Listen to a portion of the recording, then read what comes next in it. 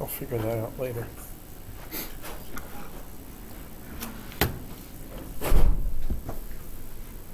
There's a lot of people here. Fortunately, there's also a lot of chairs here, so it kind of works out. So, welcome to General Physics 1. I know you've been eagerly anticipating this course for several semesters, I'm sure.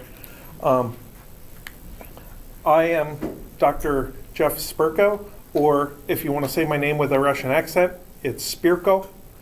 And I respond to either one. And hopefully I'm going to get all of you guys through General Physics 1. Some of you will end up taking General Physics 2, and maybe I'll teach that, maybe I won't. But regardless of whether you're taking another physics class or not, somebody decided that you had to study measurements and numbers and kinematics and stuff like that, and that's what we're going to do. Before I get into actual physics stuff, there's some administrative stuff to go over. One of the annoying things I'm supposed to do is take attendance once in a while. So I'm going to start by doing that. Now I have the roster here, and for today, I'm going to take attendance just by calling out names. And you may have noticed that I started recording myself here. I'm going to mute this out of the recording. Actually, I'll just mute the microphone now.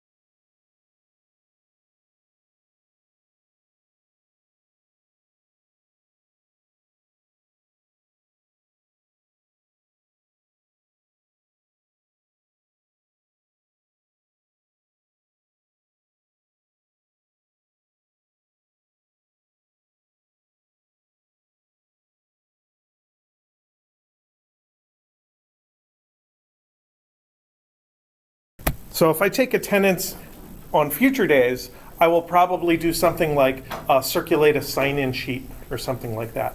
Or I might actually get sophisticated and like put a link up and have you log in with a smartphone if I can figure that out. But for now, that's what I did. So we're going to be here Tuesdays and Thursdays, 2 p.m. all semester until May. And there is another lecture of this same course, which is Mondays, Wednesdays, and Fridays. And you are scheduled for a lab section. It wouldn't let you register without a lab section. I'm going to let your lab instructor handle that. So you can deal with that when the time comes.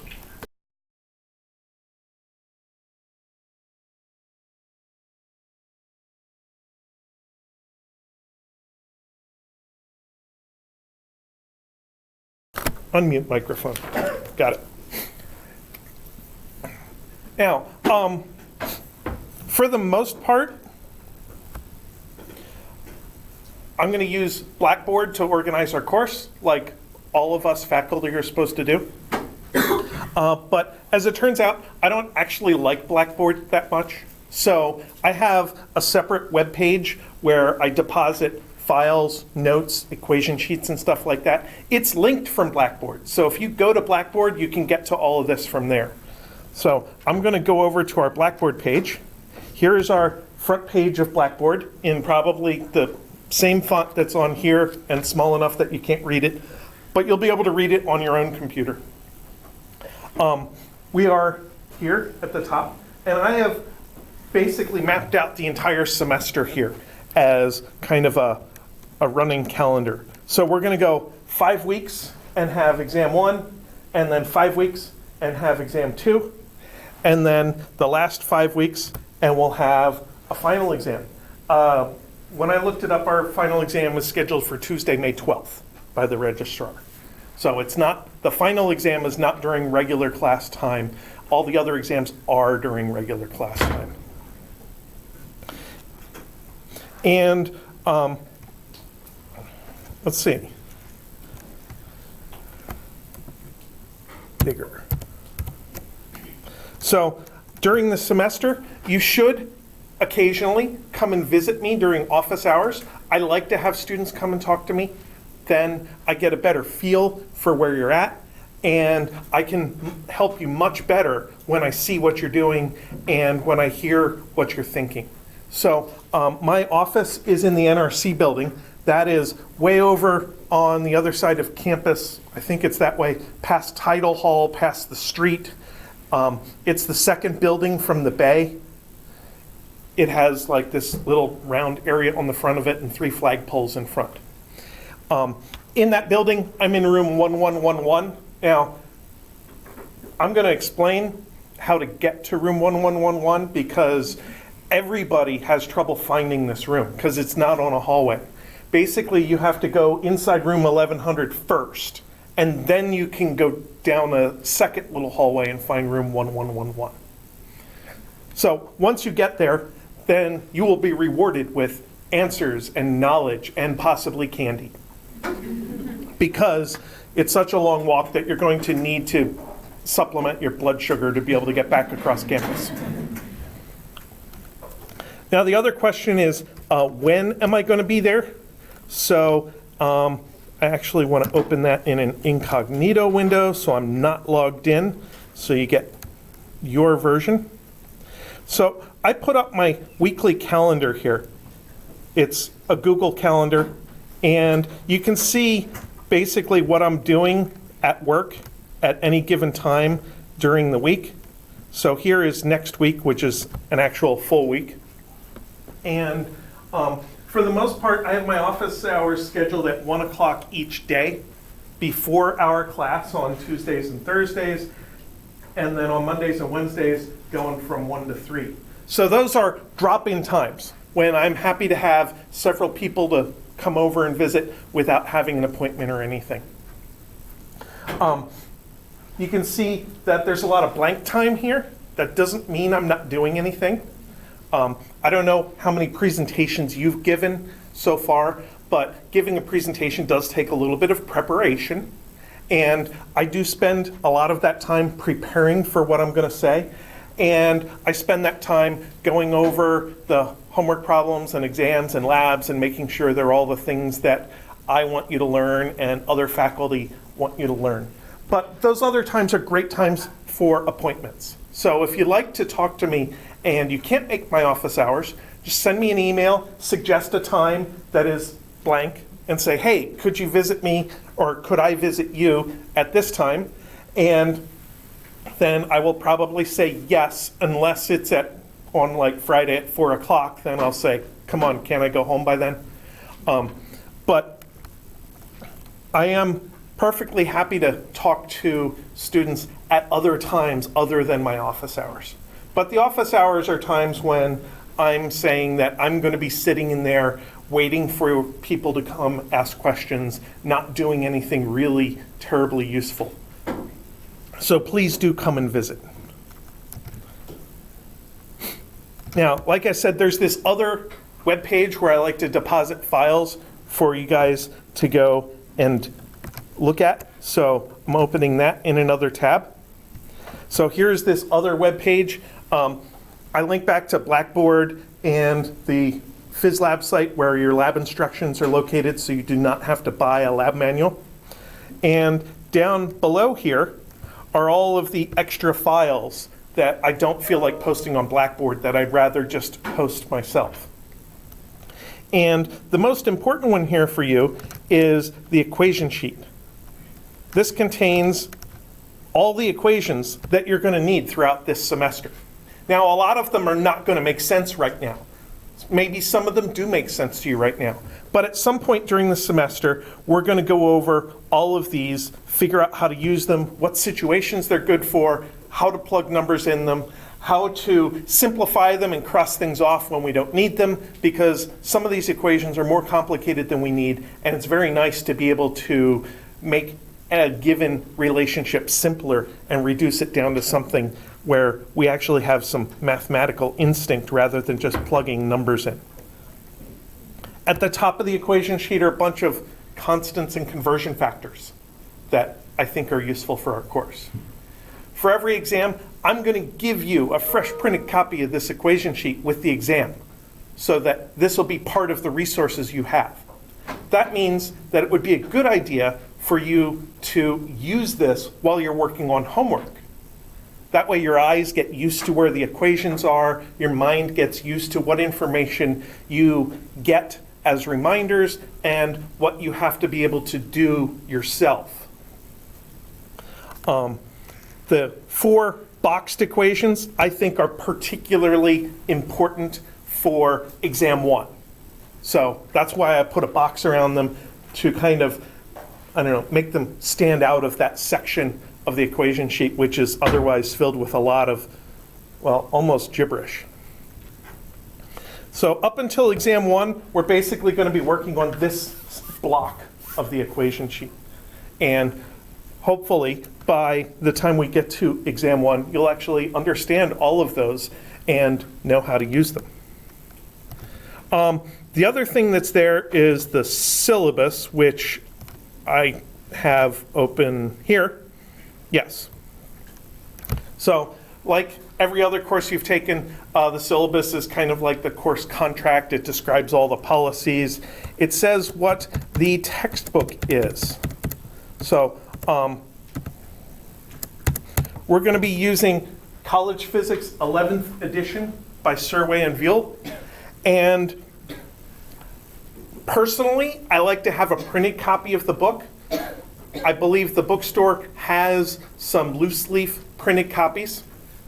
But that's only kind of half of the textbook part of the materials that you need. You also need access to WebAssign. WebAssign is the online homework system and textbook system created, or at least currently owned, by Cengage. So the person who came and talked to me at the beginning of class before I got started was the one of the textbook representatives from Cengage. So that's a salesperson who tries to be really nice to me so that I pick their books every semester.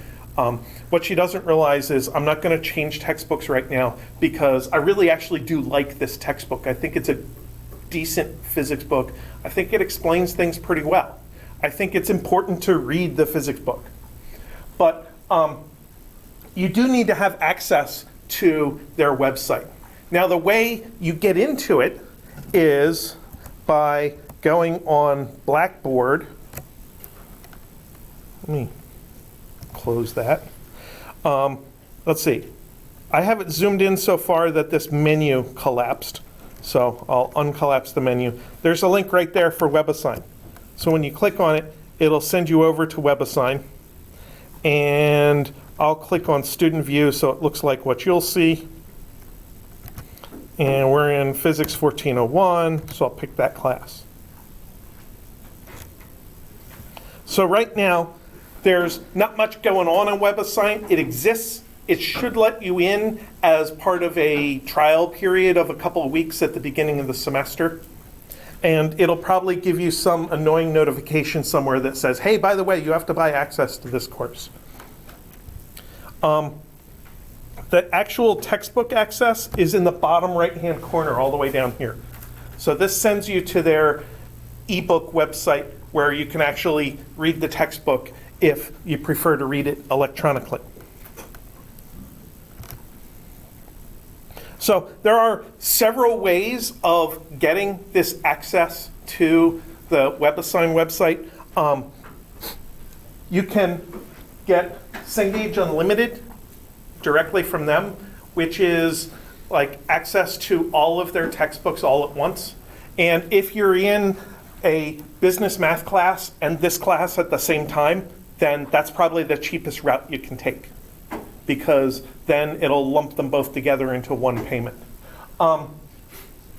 If you do get the book from the bookstore, it'll come with an access code that you can then enter in on the website, and then that will confirm that you've paid for the production of the book. And I think the printed access card, I think that's an access code that you have to ask for at the bookstore if you want to use bookstore money to buy the access code. That's what they told me. So I haven't heard from anybody who's done that yet, because they just changed it. Well, they just changed our bookstore last semester, so everything is kind of in flux. But the short version here is you do need to use WebAssign because the homework is 15% of your grade, and I think the homework is an absolutely vital part of practicing in order to be able to learn physics. And you do need to access the textbook somehow, either on paper or electronically. I do think reading the book is important. I think the book does a pretty decent job of explaining things. You will need to wear lab goggles once this semester for one of the labs. I think it is, how do I make this thing go away? There's the X. That didn't do it. I'll invite you to your courses page. That's the course. That worked. So it is the Archimedes lab, the week of March 30th, which requires lab goggles. As it turns out, we have enough lab goggles in the room to lend them out to you.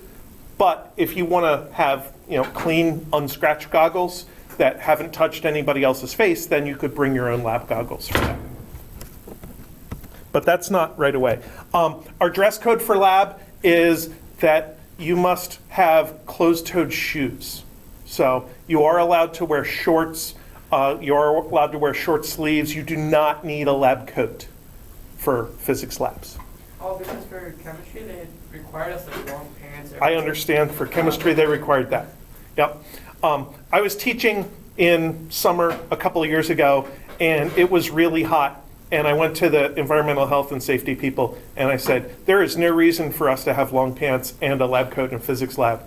And they said, that's our policy. I said, change the policy. And they said, okay. So it is my fault that you're allowed to wear shorts in lab. All right. Hopefully, you do have some mathematical ability or training that you can deal with numbers. We're going to do a lot of proportional thinking, which is the math you've been doing since elementary school with fractions and multiplication and division. We do a lot with combinations of addition, subtraction, multiplication, and division, basic algebra 1 stuff.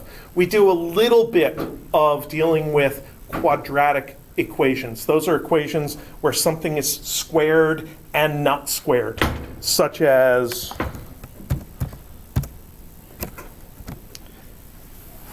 this equation here, which I call the 1/2 AT squared equation. So, but for the most part, I try to keep the math to a level where we're thinking about doing one thing at a time, and we do it, and we get a little intermediate result. And then we'll think about doing something else, and we'll do it and get another intermediate result.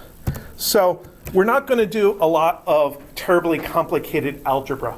And this is the non-calculus-based version of the course. So we're not going to use calculus. I may mention calculus once or twice. So how many here have had calculus 1? So I may mention something or another from calculus 1, but it's not going to be necessary in order to accomplish what we need to do. And then there is a safety seminar aspect to the laboratory. You all had to register for SMTE 0095, and if you did it in the fall, then they should have automatically filled in your grade for this spring. So if you log into Blackboard and click on SMTE 0095 and check your grades, you'll find you already have 25 out of 25. And that's great, you don't have to do it again. If you don't have credit for it, then you just need to do that again so that you can show your lab instructor the certificate that says that you actually did that. What else is here?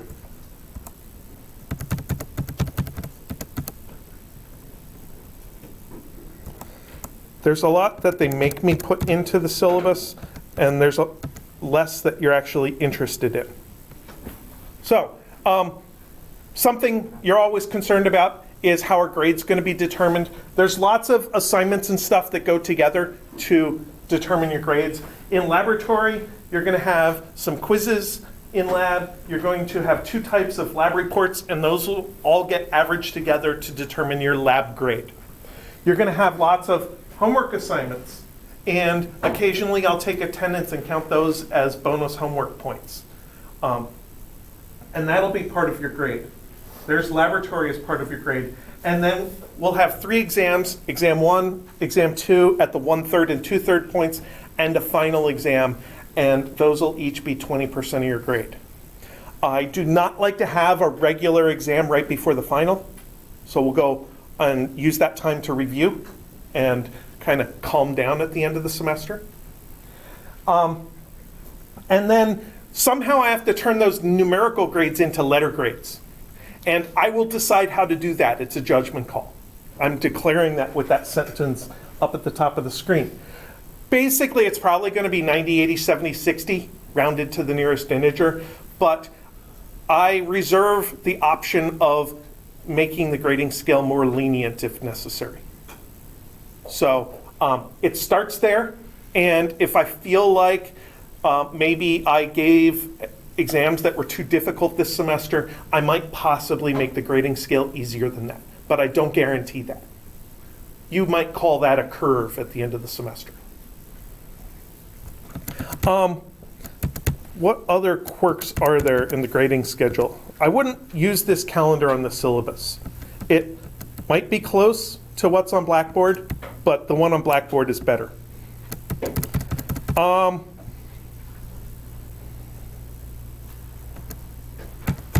There we go.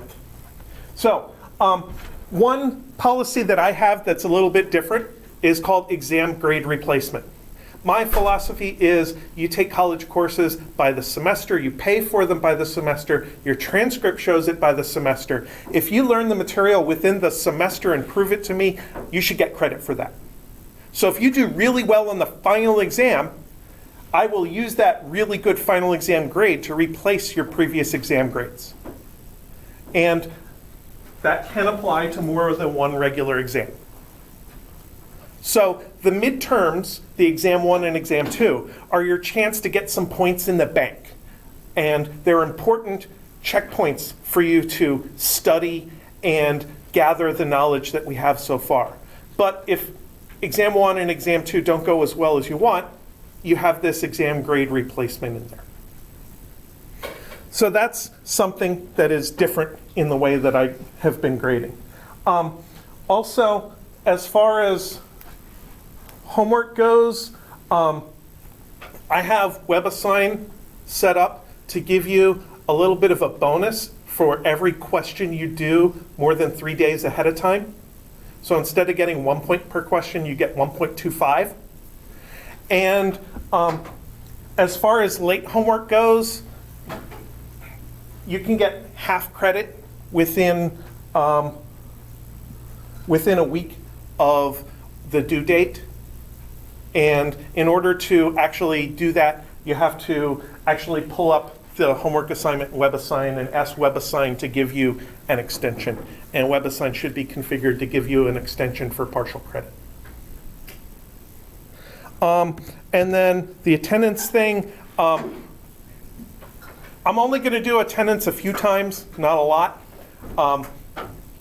Personally, I think you should be here because it shows me that you're invested in this course. So it makes a little bit of a difference at the end of the semester when I go to decide what the grading scale is going to be.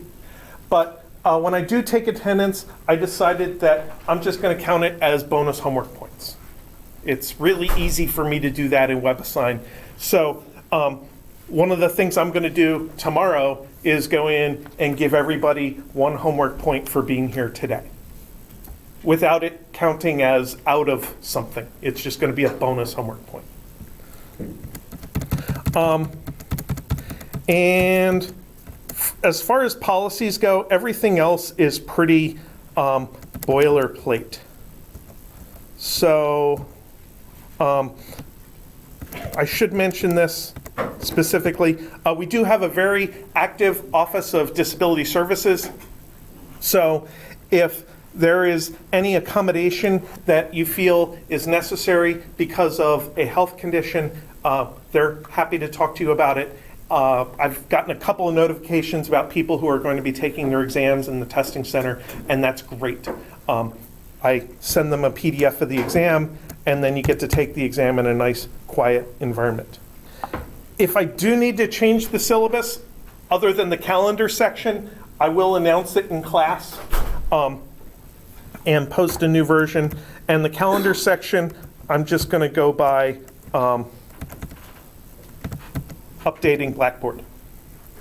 So there you have it, the administrative junk at the beginning of the semester. 232, not bad. Does anybody have any administrative questions about how the course is going to run? No, I don't know if it's always going to be this hot in this room. My guess is yes, it will be. Okay. Now, as far as actual physics, I can now talk about science and physics and stuff. I'm going to be lecturing by writing notes on my computer in OneNote. So I have this electronic pen set up. You may have had other professors who used OneNote. And then at the end of class, well, at least weekly, I will take these notes and convert them to PDF and post them for you. So that means that you don't have to worry too much about writing every single thing that I write. It is a good idea for you to filter what I say and write your own interpretation of it. That is an important way that we learn, is to rephrase things in our own way. So taking notes is a really good idea. It's just copying what I write isn't necessarily necessary. You want to interpret what I write. Now, before we get to testable material, I want to kind of justify this course's existence. Why are we here? Why do we do this? What is it that we're going to be trying to do? So, first of all, physics is a science. And to me, science is a matter of studying patterns. That's the main goal of science, is to see things happening and realize that those things are going to happen again. Now, some sciences are really easy, like physics. I think physics is easy. Some sciences are really difficult, like psychology, because in physics, the patterns that we see are very consistent and analytical. Once you understand the pattern, the universe is going to do the same thing every time. In psychology, people do a different thing every single time. So, different sciences are just different in what part of nature they're trying to apply the idea of patterns to. Now, if we're going to study patterns, we want to be able to write down what we've studied, and we want to be able to communicate those ideas to other people. So we need a language. And to some extent, we can use English, but English isn't really well designed for describing physics patterns. So we need a slightly different language, and that's mathematics. And mathematics is kind of two things to me. It's a language of patterns, but it's also a logic of patterns. Because a lot of what we do involves seeing two different things happening and realizing that if both of those things are happening at the same time, that this third thing is going to also happen. A way of combining patterns together. And the things that you're used to doing with mathematics, like multiplication, that's just taking two values, which are describing where two particular patterns are, and combining them together to produce a third value. And the multiplication is a logic of mathematics. And finally, I can say what physics is.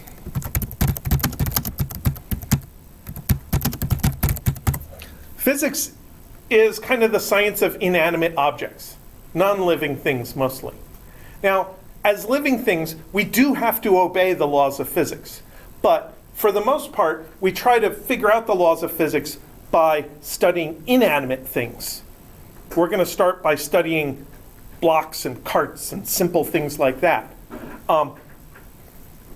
And then there are certainly more specific areas of physics called biophysics and medical physics where we're actually studying living things in some way or another.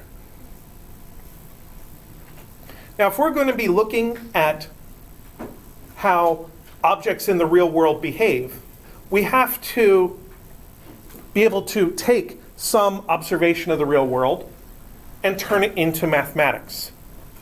That is the process of measurement.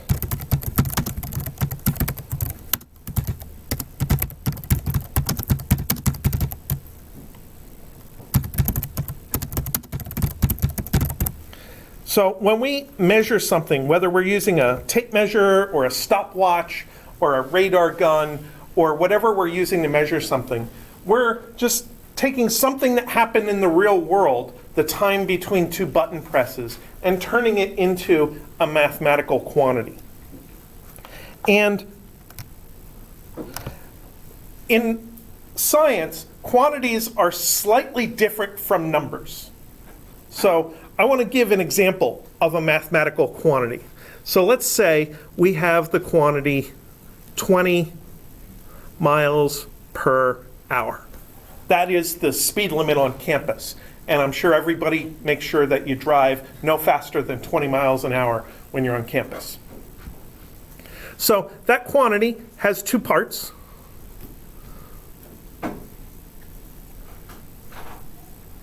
There's a numerical part, and then there is a units part. And for the most part, every quantity we deal with is going to have both of those. So every number you deal with, you should be thinking, what are the units that go along with that number?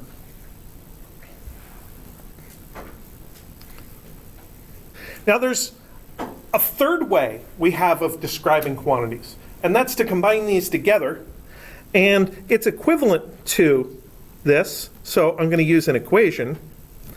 And the third way of describing a quantity is to give it a name.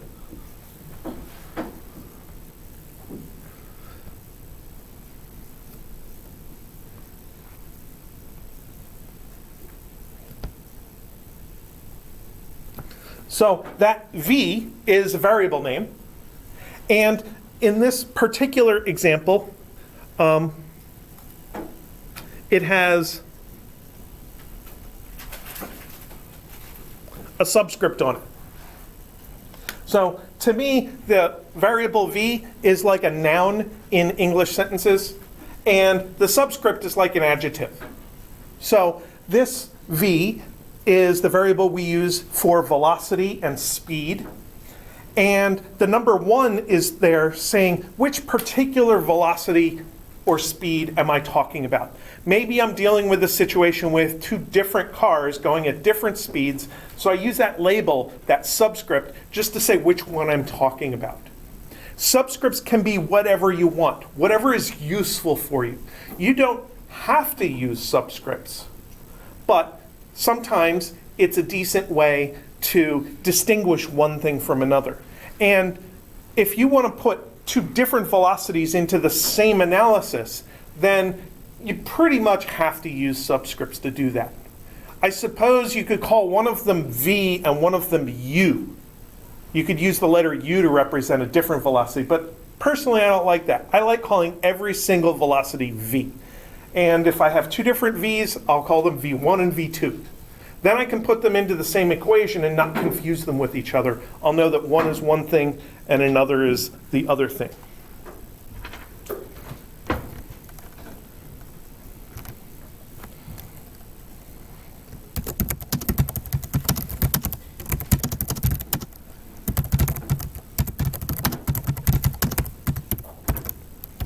So our units that we're going to try to use mostly in class are part of the International System of Units, which is abbreviated SI. Anybody know why International System is abbreviated SI? Because the abbreviation comes from the French, and the French put adjectives after the nouns. You have to sound snooty when you say it. Système International or something like that. Yeah.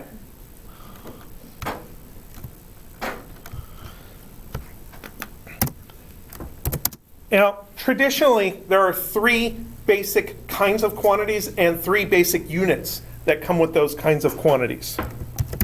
Time, length, and mass. So for each of these, we have a unit that we typically like to use in SI to measure that quantity. So what do you think our basic unit of time is in SI? It's absolutely the second, abbreviated with the lowercase letter s. And there is a definition of what a second is. Because think about it. Imagine somebody showed up from, well, imagine our society was destroyed and somebody came in from another planet and dug up a library and said, oh, here's Wikipedia, which describes everything that this society knew before they destroyed themselves. How would we be able to describe how long a second is? There's an actual definition that doesn't depend on trying to say 1/1000, 2/1000, or something like that. It is a number of oscillations of cesium. The cesium atom has a tendency to oscillate back and forth and back and forth and back and forth. And it's some billion odd number of oscillations of cesium. Now, these aliens who find Wikipedia would probably know what cesium is. At least they would be able to read the Wikipedia page about cesium and figure out what it is in their own language. And then they would be able to experiment with some cesium and say, oh, that's what a second is for these beings. So now we go to length. Now, length, we definitely measure in meters. And originally, the meter had a very satisfying definition. Originally, the meter was 1/10,000,000th of the distance from the equator to the North Pole. And that's it. That was a meter. So the Earth is 40 million meters around. Now, as it turns out, the Earth isn't exactly round. Any GISC majors in here? Sometimes I have them in this course. The Earth is kind of a slightly pear-shaped. The Earth has hips right below the equator. They're not big, only a couple of miles. But for something that is, I think, 6,000 kilometers in radius, the Earth looks basically round, but it's not perfectly round. So as it turns out, defining the meter in terms of Earth doesn't work all that well. So we have a different definition.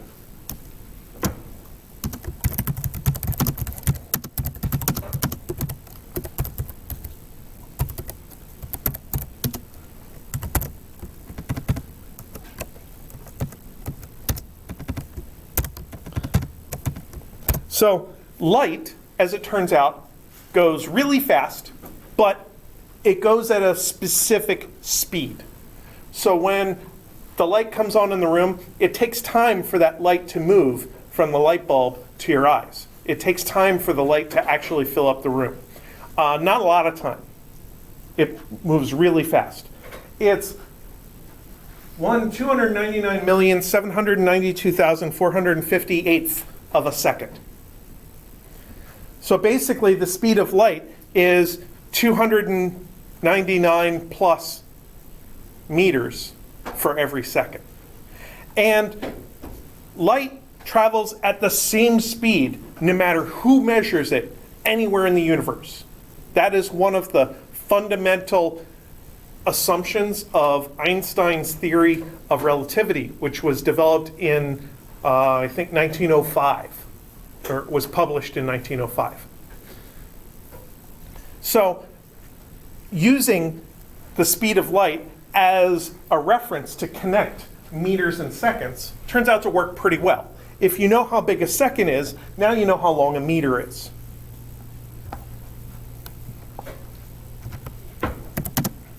So now we come to the third quantity in our basic units, the quantity called mass.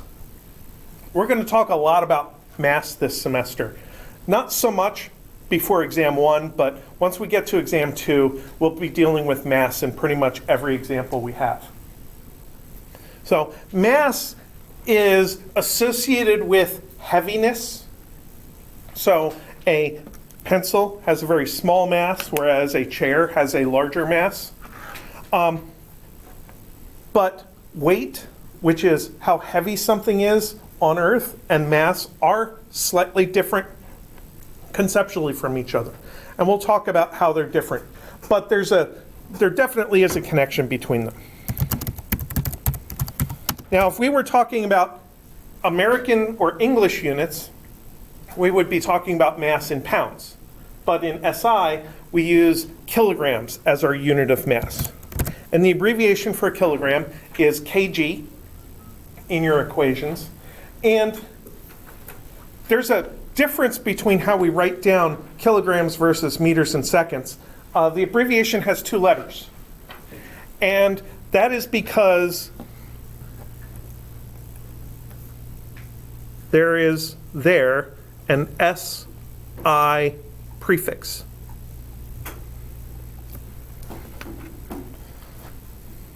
And it is kilo, and it means 1,000. So if you took chemistry class already, a lot of things in chemistry are measured in grams, because it's a nice convenient unit for things you have on the tabletop. But the base unit of mass in SI is not the plain gram, it's the kilogram. I don't know whose bright idea that was, but we're kind of stuck with it by now. So that is the base unit of mass. Now, there used to be a standard definition of a kilogram. And that standard definition was the mass of a particular hunk of metal which we kept in a vault outside of Paris. And then every country that was really interested in weights and measures, including the United States, would have their own version of the kilogram and compare it to the standard kilogram once in a while.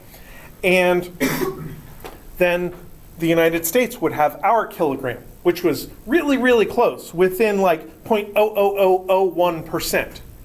But we had this problem. Well, there's a couple of problems.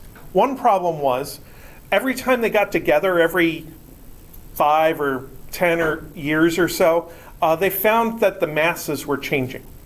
So even though our kilogram agreed with the international kilogram in like 1980, they were different in 1985.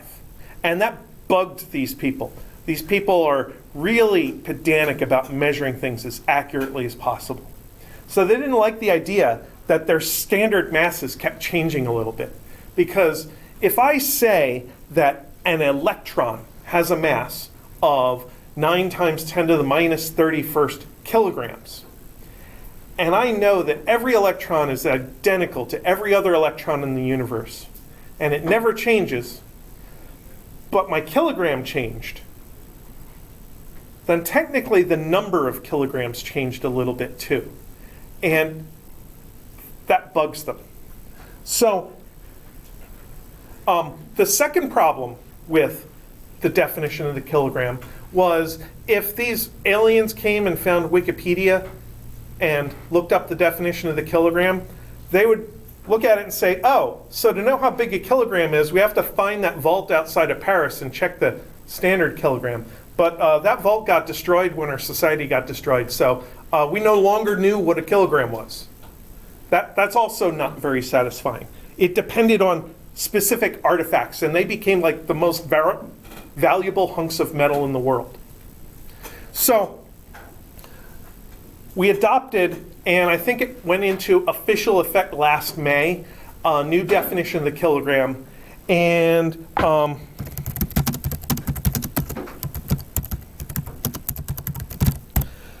the value depends on a specific quantity called Planck's constant, which is related to the hydrogen atom and how fast the electron orbits around in the hydrogen atom. And they basically declared Planck's constant has this exact value, and the kilogram is however big is necessary to make Planck's constant correct. So now the kilogram is defined in terms of Planck's constant and the speed of light and the number of oscillations of the cesium atom. So the kilogram has a value you can write down. And it doesn't mean that normal people understand this definition of the kilogram, but at least it's something that can be written down and transmitted and preserved without having to rely on a particular hunk of metal.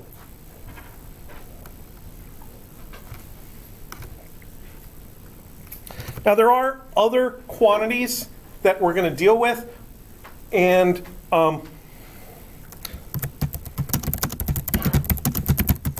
most of these fall into the category of derived units.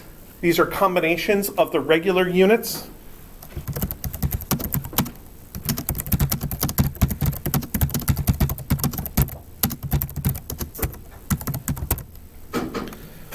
One of the most familiar complex quantities that we deal with is speed. And in everyday life, we tend to deal with speed as miles per hour in everyday life. In physics, we deal with meters per second. So we're going to have to figure out how those are related to each other.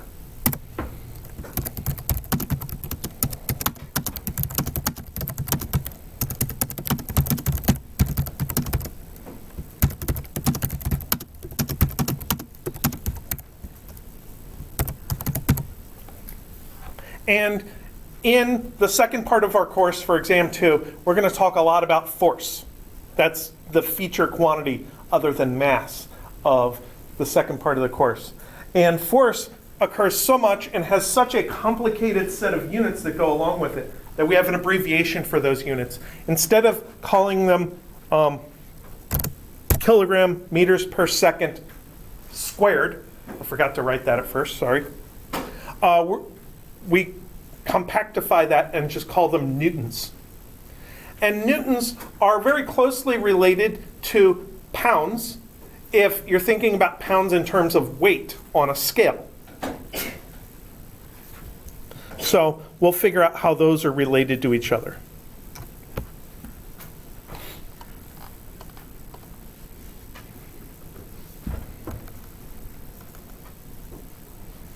Let's see. Let's just jump to another page.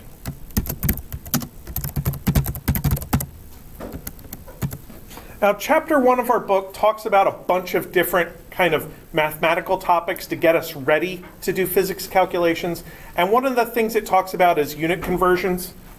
And unit conversions are usually covered sometime in high school and middle school math and science. But it's a thing that people tend to forget about. And I know people tend to forget about it because I keep seeing like instructions online for doing unit conversions when looking at, information about energy and trade and the economy and stuff. So I thought it's probably a good idea for me to actually go over my most used methods of unit conversions. So by far, the number one most common method to teach unit conversions is called the factor label method. That's what's usually taught in chemistry courses, and that may be what you're already familiar with. I like calling it the multiply by 1 method. So let's say that we had a V1, which is equal to 20 miles per hour.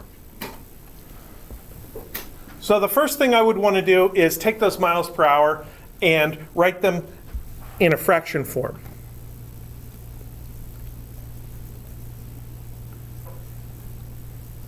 And we may or may not have a good abbreviation for miles an hour, so I'm just going to write them out. So in the factor label method, we have to understand how the units that we have are related to units that we want. In physics, we want to have a speed in meters per second. So we need to have a conversion factor between miles and meters. They're both distances. So somewhere is the equation sheet. And near the top of the equation sheet are some conversion factors. Here's a good conversion. 1 mile is about 1.6 kilometers. So I'm going to write that down in a useful way. 1 mile is equal to 1,600 meters. 1.6 kilometers is 1,600 meters. And then I need to know how hours are related to seconds. So 1 hour is 3,600 seconds. I could say 1 hour is 60 minutes, and then take the minute and say, well, the minute is 60 seconds, and then you get 60 times 60 seconds. So that lets me figure out how to convert this thing. And in order to convert by this method, I need to take what I have, multiply it by a fraction. Technically, the fraction is equal to 1. How do you make a fraction that's equal to 1? The numerator and denominator are equal to each other. So we take this equality, put one thing in the numerator and one thing in the denominator, and we want to cancel out the miles and leave ourselves with meters. So we put the miles in the bottom and the meters in the top. And thus, this fraction is technically equal to 1, but it's only equal to 1 if you include the units. Obviously, the number part of the fraction is 1600. But with units, it's technically not changing the quantity. Then we do the same thing for the time part. Since we have hours in the denominator already, we put this hour in the numerator. And then that tells us what we have to do with our numbers. 20 times 1600 divided by 3600 gives us 8.94. And it tells us what to do with our units. The mile cancels the mile, the hour cancels the hour, and we end up with meters per second. And this is still V1. It's the same velocity, it's the same quantity, it's just expressed differently. So you can't say that V1 is 20, you can't say that V1 is 8.94. The best you can do is to include your units when you describe the quantity V1. Now this process of converting miles per hour into meters per second happens a lot. And it's annoying to have to do it with two fractions every single time. So I have a single conversion factor written up here. Let me turn on my ability to write here.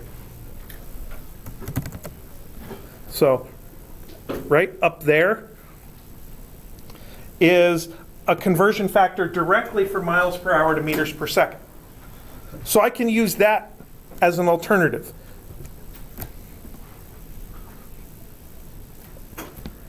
65 mph is equal to 29.1 meters per second. This is my mental anchor for speeds in meters per second because, like you, I did not grow up with meters per second. I grew up with miles per hour.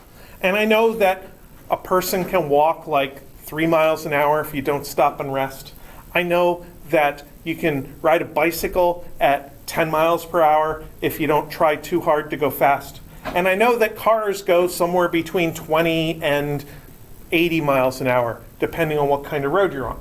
So 65 miles an hour is a nice highway speed. I'm used to driving 65 miles an hour. I know how fast it is. So knowing that 65 miles an hour is 29.1 meters per second allows me to look at a speed in meters per second and figure out how that is related to things I know. So I could also say that V1 is equal to 20 mph times fraction 29.1 meters per second over 65 mph, which should give me 8.94 meters per second. 20 times 29.1 divided by 65 should be the same number in one step instead of two steps.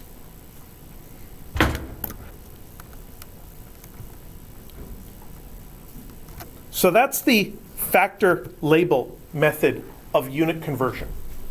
And it's a workhorse of unit conversion. It's normally what you should do. It tends to make little side calculations all the time where you're doing your unit conversions, but when you're doing analysis, sometimes you need to do some calculations off to the side a little bit.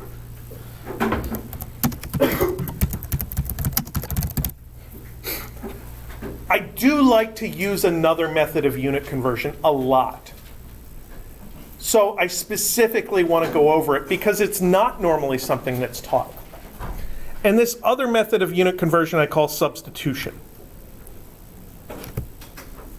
So in the substitution method, I use the mathematical idea of substitutions, probably one of the most important ideas in mathematics, that you can take an expression and take out part of it and replace it with an equivalent.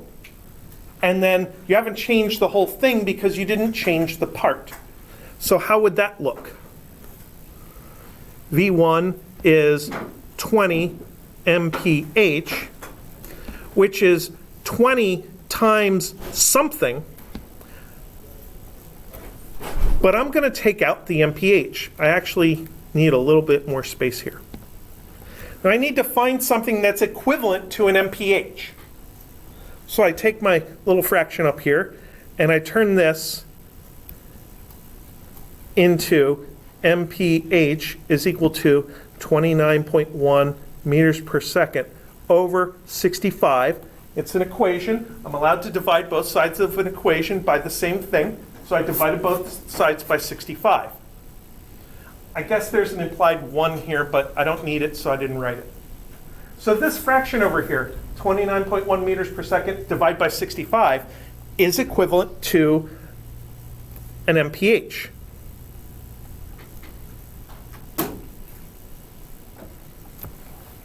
And it tells me exactly what to do when converting that, with maybe a little bit less writing, because I didn't write the mpHs all over the place just to cross them out again. And it left my original value unadulterated over here, and I just created a new expression which is an equivalent to it.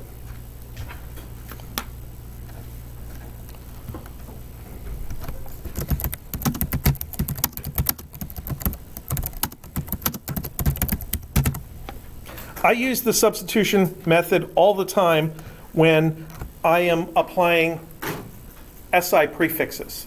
For example, earlier,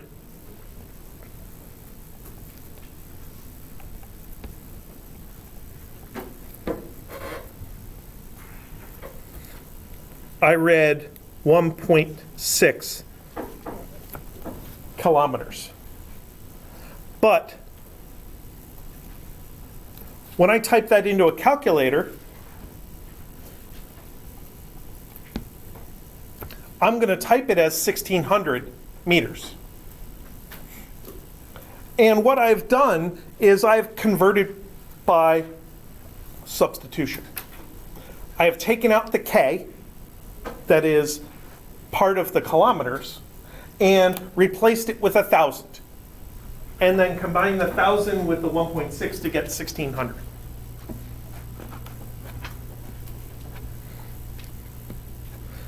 Another example might be 650 nanometers. 650 nanometers is the wavelength of a red laser pointer. Wavelength is a property of the light. So every time there's a red laser beam, that laser beam is divided into little tiny chunks, each one of which is 650 nanometers long. And that nano is 10 to the minus 9. So that is 650 times 10 to the minus 9 meters. That's a conversion by substitution. I took out the nano, replaced it with an equivalent. Now you may be familiar with some of the SI prefixes, but you might not remember them all. They are here on the equation sheet, so you don't have to remember them all.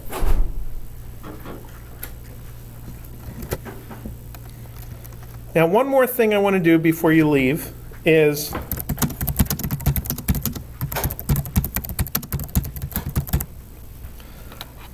I want to remind you that you should get used to scientific notation.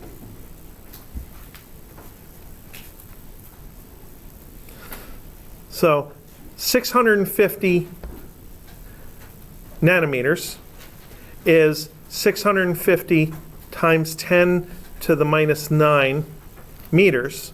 It's also 6.5 times 10 to the something else meters. So when I slide the decimal point in here, I have decreased this value by 2 factors of 10. In order to compensate for that and make the quantity be the same, I need to increase something else by 2 factors of 10. And it is the exponent of the number 10 that I'm going to increase. This was minus 9, ninth basement. I'm going up to the minus 7, only the 7th basement. So that changes to minus 7. And this is like the standard scientific notation. When you have 1 digit, decimal point, and maybe some fine grain values times 10 to a given power.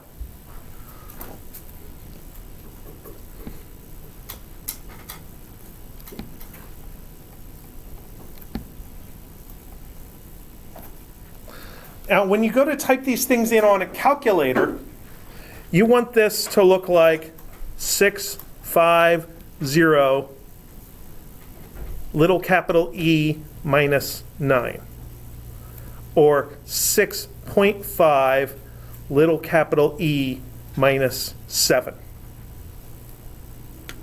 That little capital E represents the times 10 to a power idea.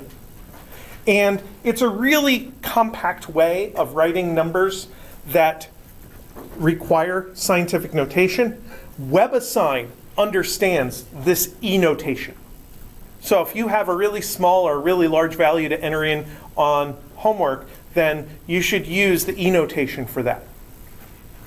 You should use it in your calculator. Instead of actually typing times 10 to a power, you should use the E notation. In Microsoft Excel, which you use during lab, if you have really big or really small numbers, you should use the E notation. So do please get used to the E notation. Your calculator will automatically use E notation when the answer requires it, but when the given numbers require it, you should use it. All right. Now, last thing before you go, where are we at? We're in week 1, so first homework isn't posted yet. I'll get it posted soon. First homework is going to be due Sunday, which will be Groundhog Day, February 2. So we'll have 2 full weeks of stuff and then homework 1. So don't get too anxious about homework 1 yet, but do read chapter 1 because, like I said, I think the textbook is useful. All right. We do not have lab this week. No lab. In my high school,